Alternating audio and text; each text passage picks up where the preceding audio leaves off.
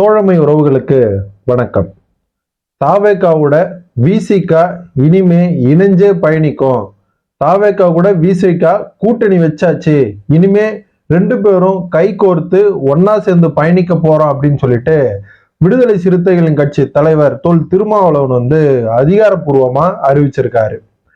தமிழக சட்டமன்ற தேர்தல் நடந்து முடிஞ்சதுக்கு அப்புறம் விஜய் அவர்கள் மெஜாரிட்டியோட ஆட்சி அமைக்க முடியல அப்படின்னாலும் ஒரு பயங்கரமான ஒரு 108 இடங்களை பயங்கரமான ஒரு வெற்றியை பெற்றாரு விஜய் அவர்கள். அதுக்கப்புறம் சிபிஐ, சிபிஎம், ஐயுஎம்எல், விடுதலை சிறுத்தைகள் கட்சி இவங்கெல்லாம் ஆதரவு தரோம் அப்படின்னு சொல்லிட்டு ஆதரவு கொடுத்தாங்க.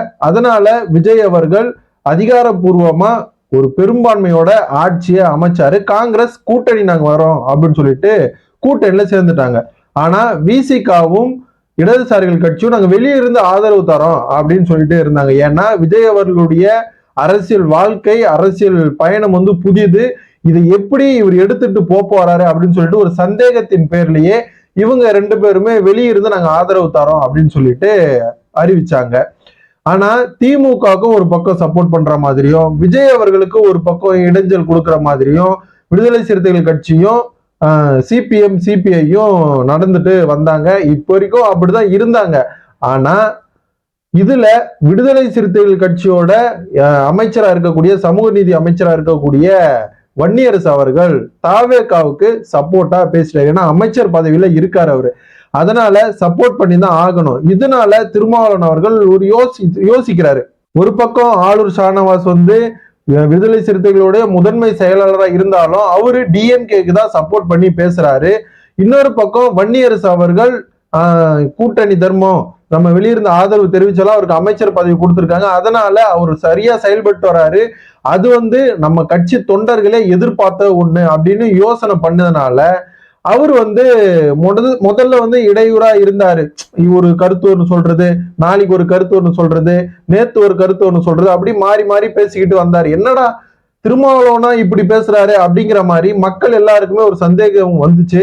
ஆனா நேத்து கள்ளக்குறிச்சி உளுந்தூர்பேட்டையில நடந்த தமிழ் தேசிய மாநாட்டுல விடுதலை சிறுத்தைகள் கட்சி திருமாவளவன் அவர் பேசினாரு. பயங்கர கூட்டங்க, பல்லாயிரக்கணக்கான கூட்டம் அப்படியே பயங்கர சரியான கூட்டம். அது எப்படிதான் அவ்வளவு கூட்டம் வந்துச்சுன்னு அப்படின்னு யாருக்குமே தெரியல. அந்த அளவுக்கு ஒரு கூட்டம், மேடையிலையும் அவ்வளவு கூட்டம். திருமாவளவன் அவர்கள் நிக்க முடியாம நின்று இருந்தார். ரொம்ப நேரம் பேசக்கூடிய மனுஷன் இப்போ ஒரு 10 நிமிஷத்துல பேசிட்டு போயிட்டாரு. அந்த 10 நிமிஷம் கண்டென்ட் என்ன அப்படின்னு நம்ம பார்த்தோம்னா, நம்ம இனிமே தாவேகா கூட தான் இணைஞ்சு செயல்பட போறோம், தாவேகா கூட கூட்டணி அமைச்சிருக்கோம், இனிமே எல்லாருமே நம்ம தமிழ்நாட்டுல ஒரு மிகப்பெரிய சக்தியா நம்ம இருக்கிறோம். ஆனா எல்லாமே ஆளுங்கட்சிக்கு சப்போர்ட் பண்ணி தான் நம்ம பண்ணுவோம். ஆனா கூடிய சீக்கிரத்துல நாமளே ஒரு ஆளுங்கட்சியா வருவோம் அப்படின்னு சொல்லியிருக்காரு. சொல்லி முடிஞ்ச உடனே தொண்டர்கள்லாம் பயங்கர ஆரவாரம், நிறைய கத்துனாங்க, தலைவரே தலைவரே அப்படி இப்படின்னு சொல்லிட்டு பயங்கர சத்தம், பயங்கர கூட்டம். இதனாலேயே ஏதாவது நடந்துற போகுது, கரூர்ல நடந்த மாதிரி இங்க நடந்துற போகுது அப்படின்னு சொல்லிட்டு திருமாவளவன் அவர்கள் தன்னுடைய பேச்சை பாதியிலே நிறுத்திட்டு கலைஞ்சு போயிட்டாரு. அவரும் போயிட்டாரு, எல்லாரையும் போகவும் சொல்லிட்டாரு. இதுதான் இன்னைக்கு பயங்கர ஹாட் டாபிக்கா இருக்கு. ஏன் அப்படின்னா, தமிழக வெற்றி கழகத்துக்கு நாங்க வெளியிருந்த ஆதரவு தரேன்னு சொல்லிட்டு தான் விடுதலை சிறுத்தைகள் கட்சி திருமாவளவனும் சிபிஐ, சிபிஎம்மும் சொல்லிட்டு இருந்தாங்க. இதனால திமுகவுக்கு ஒரு பக்கம் ஒரு நம்பிக்கை இருந்துச்சு, என்னதான் நம்ம போனாலும் எப்படியும் நம்ம கூட வந்துருவாங்க, கூட்டணி தானே வைக்கல, எப்படியும் நம்ம கிட்ட வந்துருவாங்க, விஜய் அவர்களுடைய ஆட்சி சீக்கிரம் கவிழ்ந்துரும், அவருடைய எதிர்பார்ப்புகள், அவருடைய பயணங்கள், அவருடைய அரசியல் நகர்வுகள் இது எல்லாமே அமைதியாயிட்டு மக்களை கொந்தளிச்சு ஆட்சியிலிருந்து இறக்கிடுவாங்க, அதுக்கப்புறம் இவங்க வந்துதானே ஆகணும் அப்படின்னு சொல்லிட்டு ஒரு நம்பிக்கை, ஒரு பெரும் நம்பிக்கையோட இருந்தாங்க. ஆனா திருமாவளவன் இந்த பேச்சுக்கு அப்புறம் டிஎம்கேவோட கண்ணுல மண்ணை தூவிட்டாருங்க. அந்த மாதிரிதான் இருக்கு. இப்போ இருக்கக்கூடிய ஒரே ஆறுதல் யாரு அப்படின்னு பார்த்தா சிபிஐ, சிபிஎம் தான்.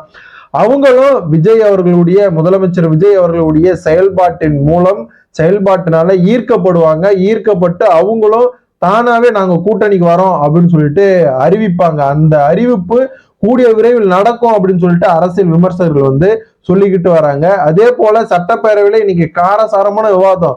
இந்த பக்கம் எதிர்கட்சி தலைவர் இந்த பக்கம் இப்படி விட்டாலும் ஆளுங்கட்சியில இருந்து இப்படி சொல்றாங்க. விஜய் அவர்கள் கருணாநிதியை வந்து நாங்க கருணாநிதி அப்படின்னு எங்க அமைச்சர் சொன்னதுக்கு நான் மன்னிப்பு கேட்டுக்கிறேன் அப்படின்னு சொல்லிட்டு பகிரங்கமா மன்னிப்பு கேட்டாரு. அதுவே பெரிய பிளஸ்ஸா அமைஞ்சிருச்சு தாவேகாவுக்கு. என்னடா முதலமைச்சர் இவரு, முதலமைச்சர்னா இப்படித்தானே இருக்கணும். போய் சாரி கேட்டாரு, அசால்ட்டா சாரி கேட்டாரு. எல்லாரும் சாரி கேட்ட தப்பா பேசியிருந்தாலும் எல்லாரும் சாரி கேட்கும்போது எப்படி கேட்பாங்க, நான் வந்து அது தவறா பேசிட்டேன், அதுக்காக நான் வருத்தம் தெரிவிச்சுக்கிறேன், அதுக்காக நான் ரொம்ப வருந்துறேன் அப்படின்னு தான் சொல்லுவாங்க தவிர இவர் டைரக்டாவே ஐ எம் சாரி, நான் வந்து மன்னிப்பு கேட்டுக்கிறேன் அப்படின்னு சொல்லிட்டாரு அப்படின்னு சொல்லிட்டு மக்கள் மத்தியில பெரும் வரவேற்பையும் இது வந்து பெற்றிருக்கு. அதே போல விடுதலை சிறுத்தைகள் கட்சியோட வந்து கூட்டிலிருந்து வெளியே போயிட்டாங்க, திமுக கூட்டிலிருந்து வெளியே போயிட்டாங்க அப்படின்னு சொல்லிட்டு நிறைய விமர்சனங்கள் வந்து திமுக காரங்களும் திமுக ஐடிவிங்களும் விஜய் அவர்கள் மேலேயும் விடுதலை சிறுத்தைகள் கட்சி மேலேயும் பயங்கர ஒரு அவதூறை பரப்புனாங்க. இந்த அவதூறுல வந்து நிறைய பேர் கேள்வியும் கேட்டாங்க. சே, திருமாவளவன் இப்படி பண்ணுவாருன்னு நினைக்கல, போயும் விஜய் அவர்கள் கூடிய கூட்டணி வச்சுட்டாரு, திமுக எவ்வளவு பண்ணுச்சு அவருக்காக அப்படின்னு சொல்லிட்டு நிறைய பேசுறாங்க. திமுக என்ன பண்ணுச்சு, என்ன பண்ணாம வச்சிருந்துச்சு, இவங்களை என்ன பேச வச்சுச்சு, என்ன பேசாம வச்சிருந்துச்சு அப்படின்னு சொல்லிட்டு மக்கள் எல்லாருக்குமே தெரியும். திமுக சமத்துவம் சகோதரத்துவம் இப்படி பேசினாலும் கூட்டணி கட்சிகளுடைய குரல் வலையை நசுக்கும் விதமா தான் திமுக செயல்பட்டு வந்திருக்குது.